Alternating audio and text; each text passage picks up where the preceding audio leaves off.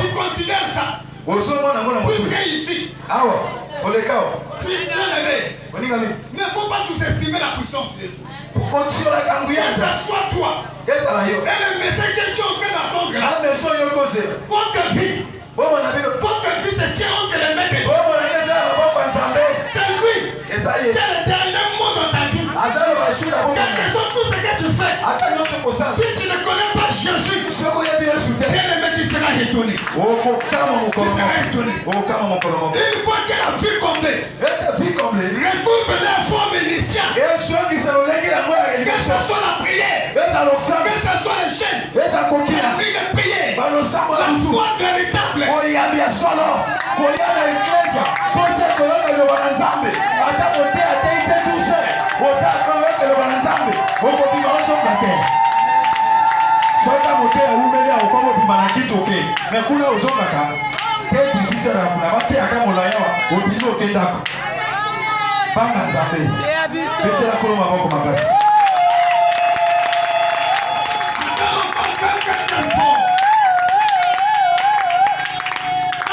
Le livre de Timothée nous dit ceci. Beaucoup de Timothée dans les derniers jours, il y aura des temps difficiles. Beaucoup de gens abandonneront leur foi. Ils s'attachera aux doctrines sataniques que nous voyons aujourd'hui. Répondez-vous, bien-aimés. Répondons-nous. Afin que nous puissions avoir le salut. Le salut était programmé pour nous. C'est le disciple Christo.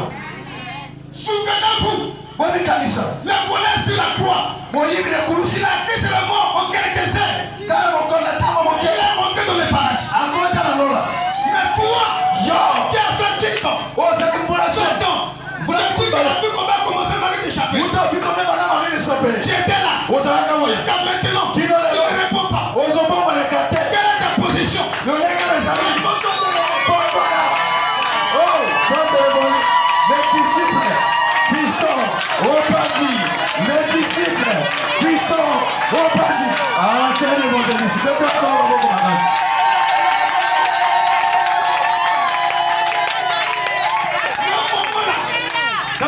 Nous sommes fatigués. L'église, un passage là, si vous lisez ici, vous allez voir des titres de la titre. Je n'aime pas même les guerres dans les églises. Je n'aime pas les groupes. Je n'aime pas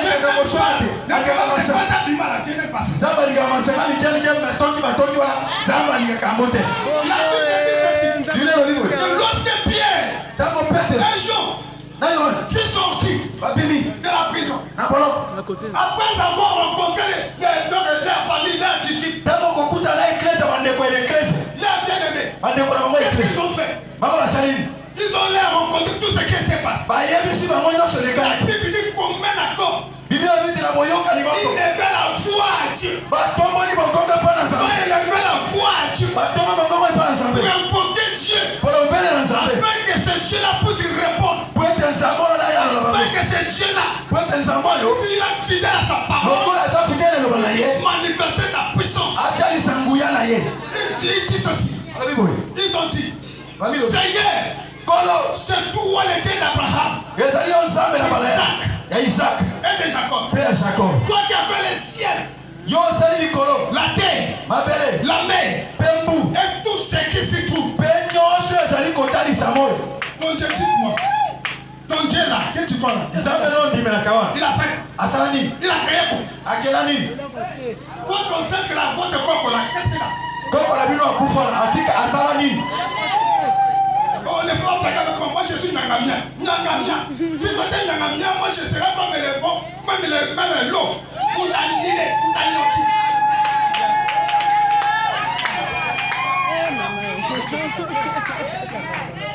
Moi on peut me toucher.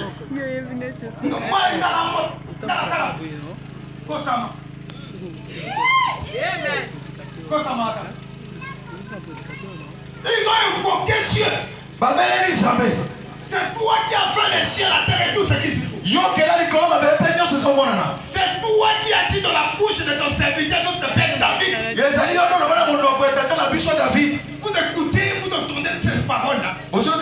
Ça c'est la prière profonde. Enfants de Dieu néglige certaines choses. C'est pour cela que vous publiez n'importe quoi. Toi tu vois les dangers. Ça arrive comme ça. Tu croises les mains. Dieu lui-même sait. Moi j'ai pris Dieu.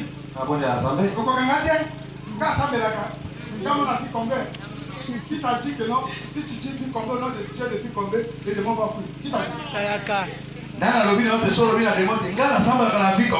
Après 2 mois, tu mieux. Qui t'a dit ça? Qui t'a dit que non, vu combien va t'emmener au ciel?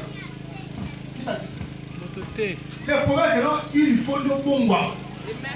Si tu ne réponds pas, tu resteras là.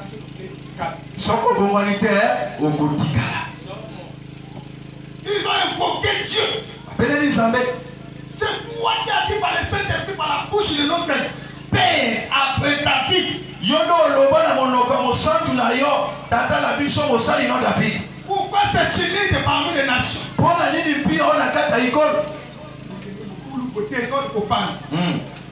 Et c'est bien de penser parmi les peuples. Pourquoi les rois de la terre se sont soulevés, les peuples se sont ligués contre le Seigneur, contre son prophète?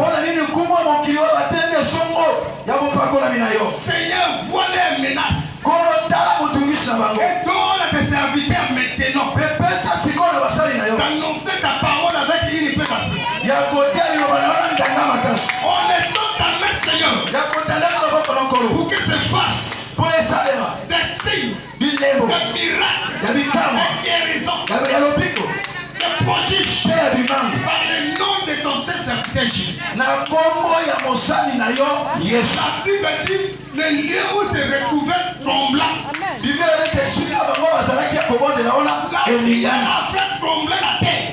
C'est comme s'il y avait un tremblement de terre passé. Mais le jour là, à cause de la prière, la terre était tremblée. Alléluia. S'il y avait des mots là, il ne peut pas résister. Parce que vous savez que notre Dieu est au-dessus de tout. Si vous faites la prière avec l'action,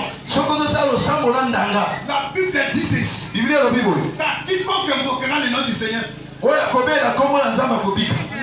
Dieu est amour.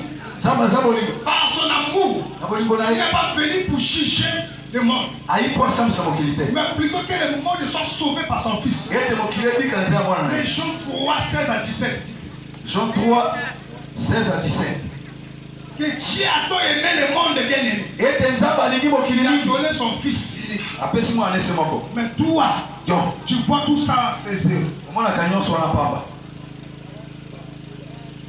Les salis est réservé pour les chrétiens, non pour les croyants. Parce qu'un croyant, c'est quelqu'un qui n'a pas la position fixe. Aujourd'hui, dans l'église, demain, il est chez le coach. Demain, c'est un charlatan comme ça. C'est un féticheur qui n'a pas la position fixe. Oh, Dieu a besoin des gens qui croient en lui, c'est lié comme sauveur. Il manifeste sa puissance. Alléluia. Amen. Alléluia. Acclame les gens.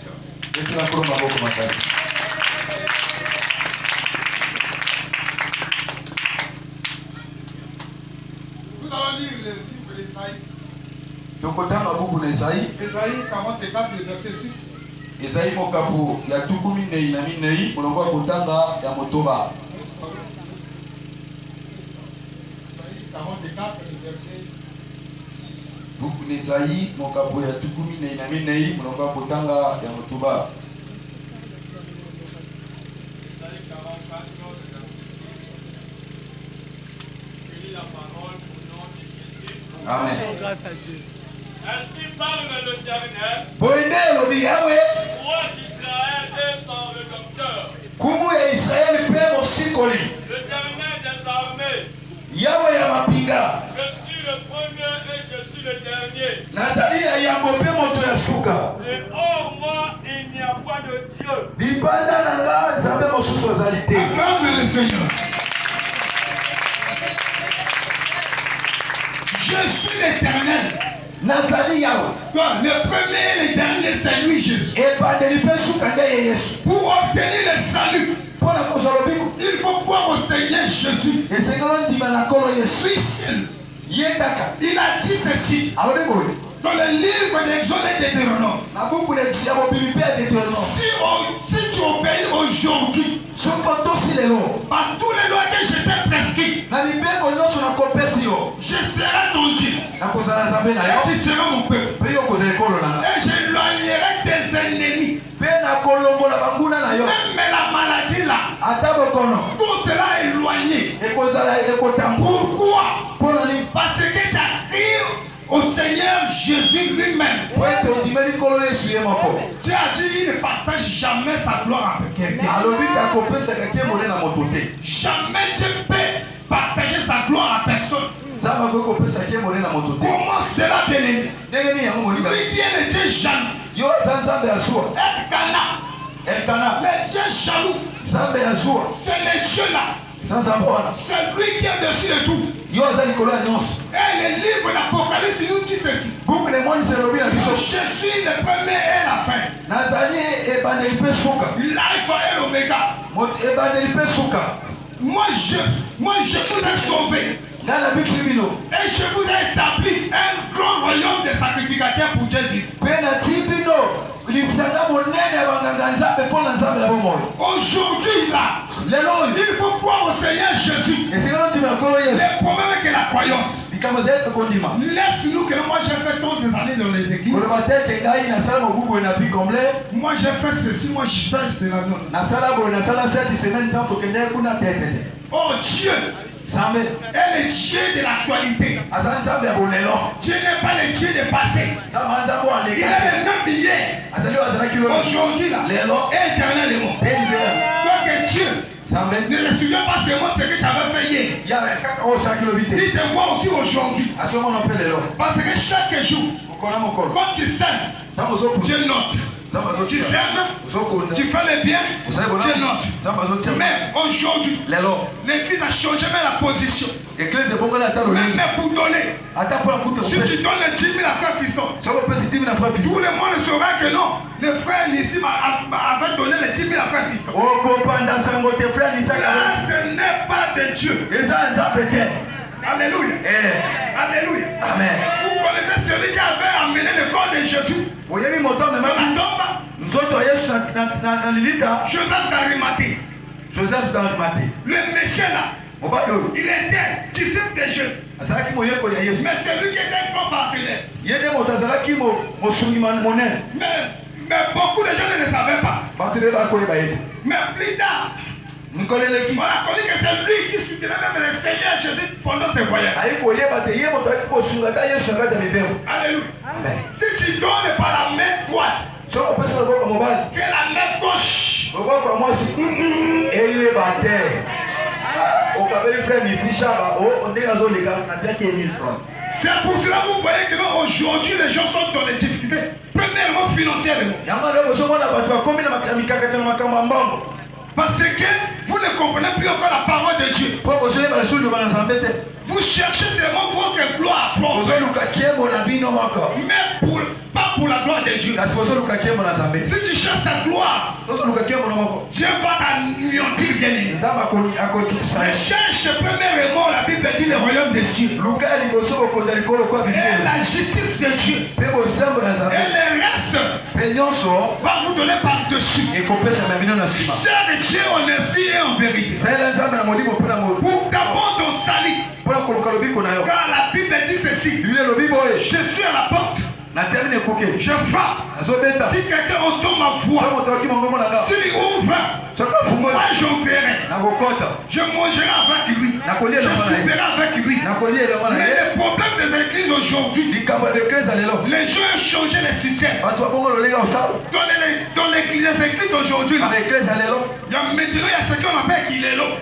oyo babengi kilelo. Kilelo dans l'église n'existe pas. kilelo na eklese eza te. Il n'y a pas de chrétiens modernes. eza bakristo oyo bachange komi na lolenga lelo. Ce qui était C'est ce qui sera. Alléluia. C'est ce qui est maintenant. N'a pas de chrétien moderne. Toi tu es chrétien. Tu portes même les habits même que les païens portent même. Donc vous êtes confondus maintenant. Moi je sais une chose. Dans toute Brazzaville, on critiquait notre église. Donc la vie comblée. Les sœurs habillent seulement en pantalon. Les frères Jordan, tous les serviteurs de Dieu.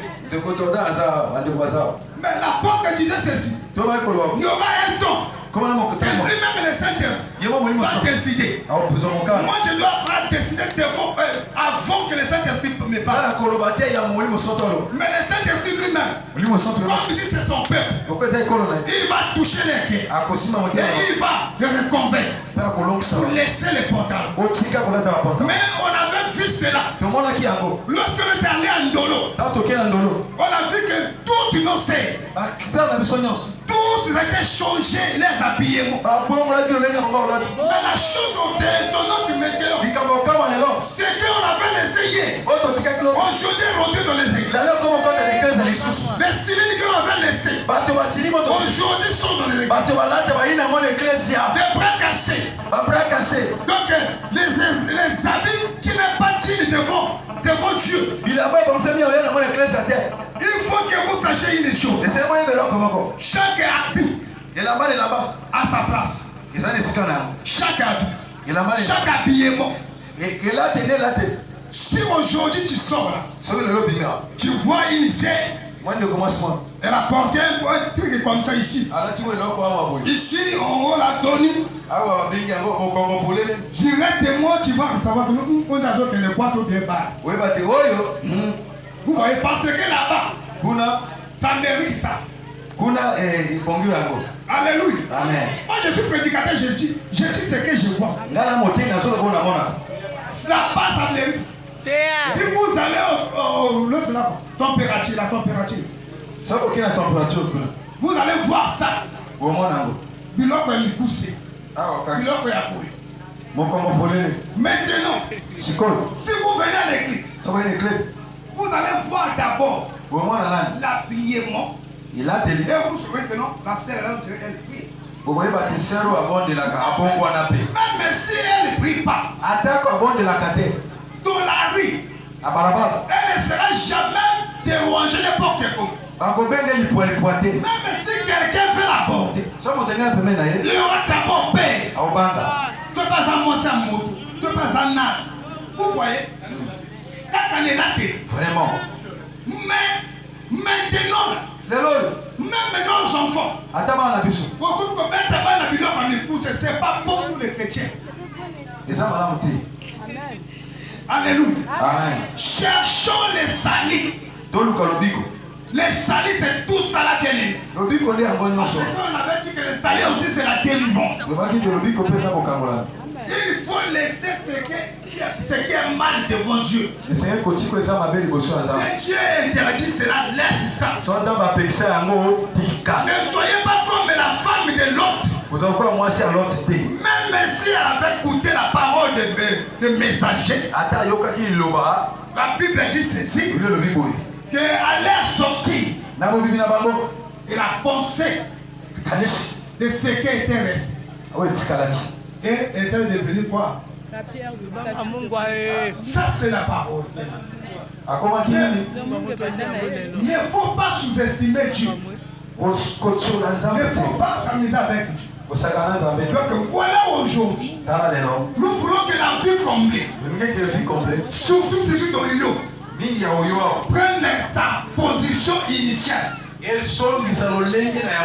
Comme les chrétiens. Et non comme les croyants. Avoir écouté le Saint-Esprit. Pour que le Saint-Esprit. Parce que sans le Saint-Esprit, nous ne pouvons rien faire. Amen. Acclame les Seigneurs. Et nous allons appeler les pasteurs pour prier.